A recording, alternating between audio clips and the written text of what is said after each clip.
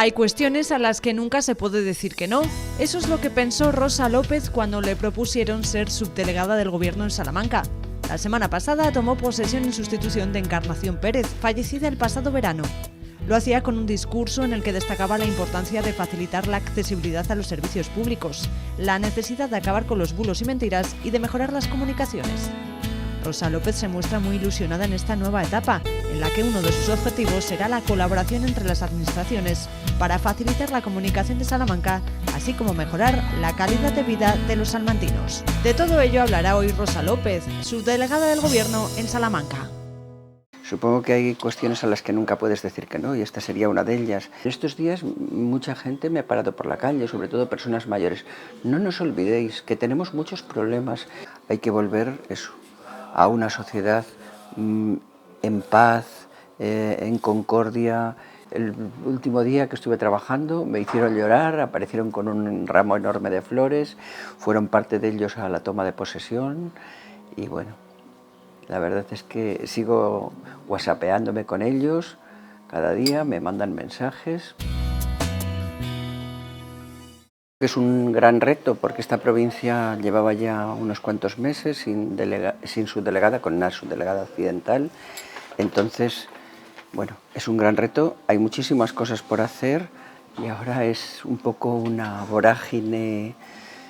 Supongo que esta semana ya acabaré asentándome un poquito, porque de momento lo que tengo son muchos datos en la cabeza y todavía no hemos empezado. El viernes ya tuvimos unas primeras reuniones, pero esta semana ya comenzaremos a trabajar de otra manera más sosegada, con más planificación. Supongo que hay cuestiones a las que nunca puedes decir que no, y esta sería una de ellas. Es un honor para mí que el Partido Socialista haya confiado en mí, en esta provincia que, aunque no me vieron nacer, es donde llevo toda mi vida, desde los 17 años. Como os decía antes, voy a cumplir 64, o sea que ya es mi ciudad, mi provincia, aquí nació mi hijo, aquí he hecho toda mi vida, con lo cual me siento más salmantina que de ningún otro sitio ya a estas alturas de la vida. Conocí a Encarna hace muchísimos años, era compañera, profesora universitaria, como sabéis. Me unía a ella una gran amistad y muchísimo cariño, y creo que es otra forma de ver la vida, con otros ojos, con ojos de mujer. Y creo que eso es importante. Si visteis el otro día la foto de los subdelegados, hay otra subdelegada en Segovia, solo estamos las dos. Yo creo que es importante que haya más mujeres en este tipo de cargos y en otros. Las quería las dos muchísimo. También a Pepita, para mí siempre ha sido un referente, como una mujer humilde, sin una formación, consiguió ponerse el mundo por montera en el movimiento vecinal, llegar a ser concejala, senadora y una luchadora incansable, igual que Encarna, las dos feministas, las dos unas grandes luchadoras, y luego las dos con una forma de enfrentarse a la enfermedad que a mí me sorprendía. Estuve con Pepita casi hasta el último día y siempre tenía una sonrisa, igual que Encarna, o sea, las dos. Y estaban muy malitas las dos, muy enfermas, y tenían una forma de enfrentarse a la vida que yo creo que para mí es un modelo a la vida y a la enfermedad. Los funcionarios lo tenemos claro, yo creo que todos, funcionarios y funcionarias. Para mí es lo más importante, o ha sido siempre lo más importante, y si estuvieran aquí mis alumnos os lo dirían. Ellos son lo primero, saben que aunque sea un fin de semana, si tienen un problema pueden contar conmigo. Todos tienen mi teléfono, todos mis alumnos tienen mi teléfono, y ellos contaban conmigo incluso para cosas personales. O sea que no solo el servicio de mi trabajo habitual, sino pues otras cuestiones que pudieran surgir para poder estar con ellos o ayudarles. Pues espero seguir haciendo lo mismo en este nuevo cargo. También habló mucho, insistía en la necesidad de que todas las administraciones colaboren, también las empresas, el sector privado. Mirad, en la pandemia yo creo que este país dio un ejemplo liderado por el Gobierno de España, como no podía ser de otra manera, la máxima administración. Todas las administraciones trabajaron juntas. Estoy recordando el ejemplo, por ejemplo, de Almeida en aquel momento. Parece que es una persona diferente, a mí me sorprende, me gustaría decírselo alguna vez a él, porque dio un ejemplo trabajando con las administraciones autonómica y Administración General del Estado, y no dejando a nadie atrás. Eso es lo importante, que todos colaboremos. Yo creo que, y además estos puestos precisamente van de eso, de colaborar y de cooperar entre todos para ayudar a las personas que viven en la provincia, para no dejar a nadie atrás, que nunca se puede hacer, o nunca lo debemos hacer en estas sociedades avanzadas en las que vivimos. Estábamos hablando antes, por ejemplo, de los cajeros, de la supresión de cajeros. En estos días mucha gente me ha parado por la calle, sobre todo personas mayores. No nos olvidéis que tenemos muchos problemas, que nos cuesta mucho hacer una firma electrónica, que nos cuesta mucho acceder a la administración por estos nuevos medios. El otro día me contaba una persona que había ido a pedir hora en una administración y le habían dicho ¿por teléfono o por internet? Y decía, señor, si yo no tengo internet y el teléfono a veces no veo bien los números, no pueden dármelo presencialmente. O sea, la gente pide el trato directo y presencial, y yo creo que tenemos que abogar por eso, por una administración multicanal y proactiva que acceda a la que puedan acceder por cualquier medio, no tienen que ser solamente telefónico o por internet, y sobre todo la gente de los pueblos. Tienen muchísimos problemas, hablamos mucho de transporte en esta provincia y en esta ciudad, pero también existe el transporte por carretera. Y me cuentan gente de los pueblos que no pueden venir, que tienen pensiones muy pequeñitas, muchas personas de las que viven en los pueblos, y no pueden pagarse taxis constantemente para venir al médico, no tienen autobuses apenas. Entonces hay que cuidar mucho a nuestros mayores de los pueblos, porque tienen muy pocos medios para desplazarse, para ponerse en contacto con la administración. Habría que buscar fórmulas, y eso entre todos, cooperando, trabajando juntos. Aquí yo creo que no debería haber bandos ni nada por el estilo. Tenía que haber buena voluntad de ayudar a los mayores. Salamanca tiene que estar mejor comunicada, pero por tren, por carretera, por avión. Tenemos un aeropuerto que podría ser un lugar destacado para esta provincia, porque podría ser, pues bueno, el segundo aeropuerto de otros más importantes. No quiero decir ninguno porque no tiene, pero ahí tienes otro medio muy importante para esta provincia. Hace muchos años teníamos más aviones, ahora tenemos muy poquitos, pues habría que intentar que ese aeropuerto pues volviera a tener el papel que le corresponde, porque además yo creo que es el que está mejor ubicado en esta comunidad. Lo siento por los de Vilanubla, la topografía ya nos dice lo que es ese lugar, la cantidad de problemas con la niebla que hay. Aquí tendríamos muchísimos menos, estaríamos prácticamente más cerca de Madrid. Bueno, tenemos muchas ventajas. Entonces habría que seguir luchando por todas las comunicaciones. Hay que decir que en los últimos años, claro, han sido años de crisis y se han hecho muy pocas inversiones, Realmente las inversiones han comenzado en los últimos años. Quiero decir que desde que está el actual gobierno, pero realmente así es. Habría que invertir todavía mucho más. En los últimos presupuestos, en los del 23, hay varias partidas destinadas al transporte por carretera y a determinados mantenimiento de autovías y también al tren, al ferrocarril. Pero todavía queda mucho por hacer, entonces hay que seguir peleando. El tema de la Ruta de la Plata, pues es un tema que está ahí. En este momento se están haciendo estudios para su reapertura. Parece ser que hoy viene precisamente en el periódico al 2035, sería la posible reapertura de la Vía de la Plata, o por lo menos de un tramo de ella. Sería importante que tuviéramos yo diría que no solo para los viajeros, que para los viajeros hay líneas que son muy importantes, pero para las mercancías no hay más que ver cómo están nuestras autovías de transporte de mercancía. Entonces, si parte de esa se desviara por el tren, sería muy interesante y mucho más sostenible, desde luego. Hay momentos en los que la política ha tenido precisamente esa falta de valores, esos enfrentamientos, que yo creo que no ayudan en nada. A los ciudadanos lo que les importa es que se solucionen sus problemas personales del día a día, pues eso, las comunicaciones, la cesta de la compra, Y es importante que nos entendamos, hay que volver a la concordia de verdad, no podemos seguir así porque eso no contribuye a nada. Y lo curioso es que muchas veces esto es solo para la galería y luego intentamos en la trastienda solucionar las cosas, pero a veces cuando se traspasan determinadas líneas es muy difícil luego trabajar juntos. Hay que volver eso, a una sociedad en paz, en concordia, que tengan una...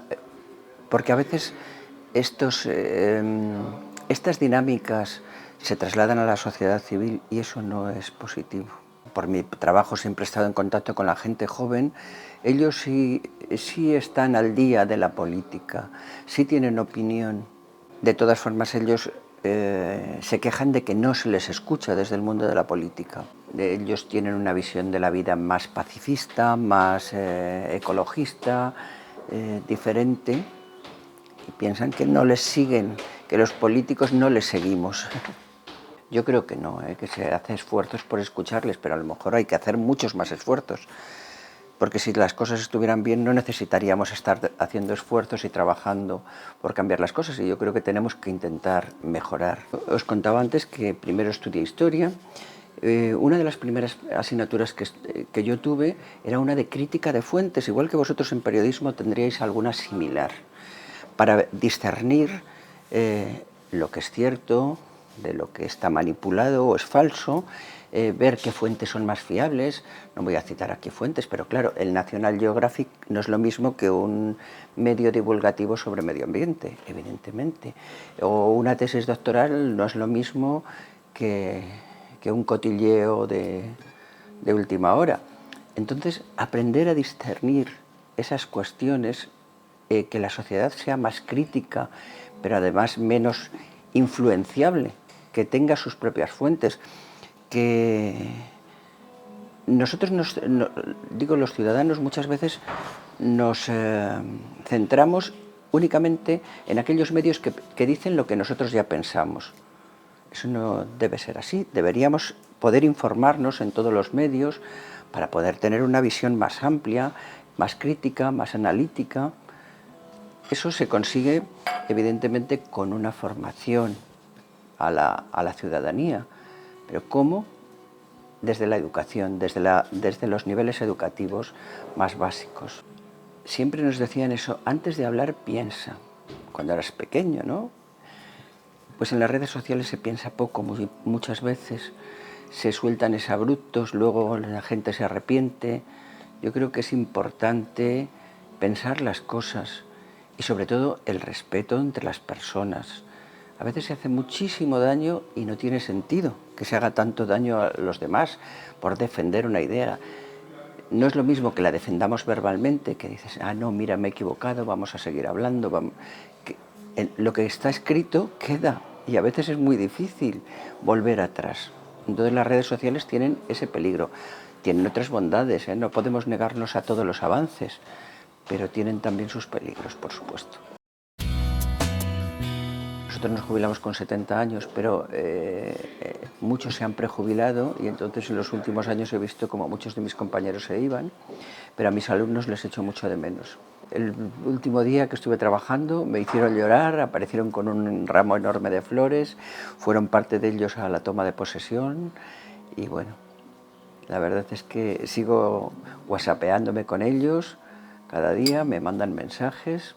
Puedo seguir trabajando, por ejemplo, en algún proyecto de investigación, colaborar con la Cátedra de Memoria Democrática que pusimos en marcha y alguna cosilla así, pero poquito, muy poquito. No puedo elegir ninguno porque cada uno en su momento fue importante, pero el de profesora, bien sea en León o en Salamanca, sobre todo en Salamanca, que es donde más años he estado, para mí es el más grato de todos. Por eso, por ese contacto con la gente joven que te impide que tengas una visión más antigua, podría decir, y te obligan a ponerte las pilas, a estar al día de sus cosas para poder hablar con ellos. Siempre me gustó la historia, soy una apasionada de la historia y me sigue gustando y sigo leyendo muchísimos libros de historia. De historia pasé a trabajar en archivos. Y luego, cuando se puso en marcha la diplomatura en Biblioteconomía y Documentación y después la licenciatura en Documentación, pues decidí formarme un poco más, porque evidentemente archivos, en la historia, en la titulación de historia no teníamos formación archivística, se nos formaba para ser investigadores, pero no para ser archiveros. Entonces por eso hice estas dos. Y vine aquí porque era mi distrito universitario, era el que me correspondía. Siempre he tenido una visión política, en serio. Supongo que mis padres eran muy de derechas, ¿eh? O sea, que no penséis que es que me venía de tradición. Pero yo siempre he tenido una visión política, reivindicativa, desde muy jovencita, ¿eh? Desde muy jovencita. Y entonces esa conciencia política me llevó hacia el Partido Socialista. La verdad es que en los años del franquismo estuve cerca del Partido Comunista, era el gran partido de la clandestinidad contra el franquismo, pero luego entendí que había que ser más posibilista, siempre dentro de la misma ideología, y me acerqué al Partido Socialista. Y en una de esas victorias apabullantes de Julián Lanzarote, pues dije, no puede ser, hay que dar la cara y estar aquí vinculada a un partido para poder pues revertir lo que yo creía que debía ser la política municipal en Salamanca. Y ahí empecé, vamos, mi andadura política. Después, bueno, tampoco he participado excesivamente, aunque estaba militando pues, por temas laborales, familiares, etc. Y llegó el momento del Senado que yo no me lo esperaba, ni lo pensé nunca, y la verdad es que fueron unos años muy, muy interesantes. Interesantes, pues, la aprobación del 155, la moción de censura ganada, que nunca... entonces fueron años de cambios. Tuvimos la primera legislatura corta, aquella cortita, que hubo que repetir las elecciones, que nunca había pasado antes tampoco. Que nos dimos cuenta que había que entenderse con todos otros partidos, porque si no nunca estaríamos repitiendo elecciones como Italia en otras épocas, y habría que entenderse un poco con todos para poder formar gobierno. Había que buscar otro tipo de mayorías para formar gobierno. En la política local, a ver, siempre ha habido aciertos y errores, pero yo creo que Lanzarote hizo algunas cosas. La primera fue negarse a hablar con la oposición. Les expulsó, recordáis, de todas las comisiones, bueno, de algunos de los organismos municipales, puso en marcha determinados organismos, sociedad de turismo, y les expulsó prácticamente de todo, les impedía hasta casar, o sea, fue una época terrible. La época de Alfonso Fernández Mañueco, bueno, pues ha sido una época de transición, aunque ha cambiado algunas cosas, pero yo creo que tenía que haber evolucionado bastante más hacia ese lado de entendimiento. Y luego a nivel ciudadano en los barrios no lo hemos notado demasiado, ¿eh? Y Carlos García Carballo es un señor al que respeto muchísimo. No estoy de acuerdo con él en muchas cosas, pero reconozco que es una persona a la que respeto muchísimo. Yo, como historiadora que soy, además soy una arqueóloga frustrada. No estudié arqueología porque aquí no existía en aquella época. Y entonces me pateo la provincia, pues visitando yacimientos arqueológicos, cuestiones de patrimonio, me interesa muchísimo el patrimonio. Entonces conozco mucho la provincia precisamente por eso, y luego hablo con la gente. La época del Senado también conocí muchísimo a muchas personas que tenían responsabilidades en los pueblos, y la verdad es que sí me siento muy vinculada al rural de Salamanca.